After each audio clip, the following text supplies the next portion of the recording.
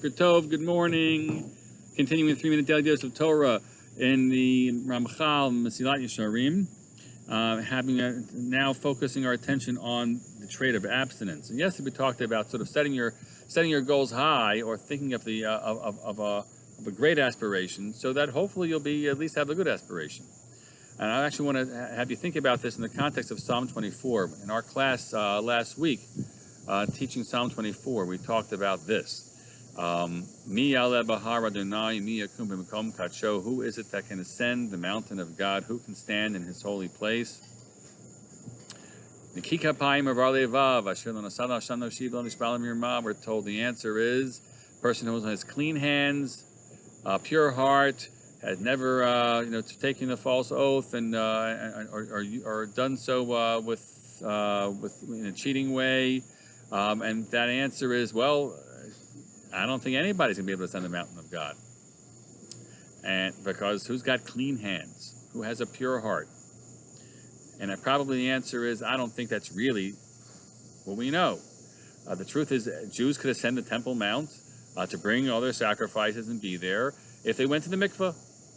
And they went to the mikveh, and then they brought their sacrifices and tried to work on themselves.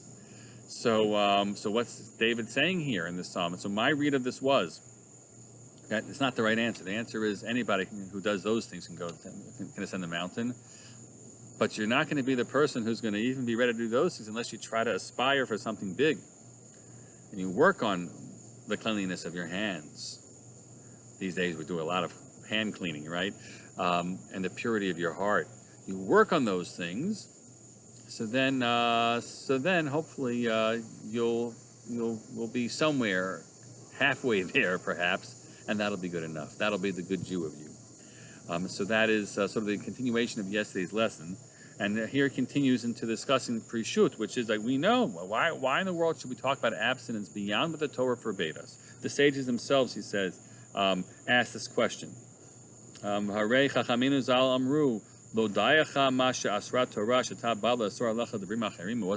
wasn't enough for you, the things that the Torah forbade you, that you come to add on to that, and so then we know at least the list that the Chachamim did add for purposes of protecting us from certain sins and the like.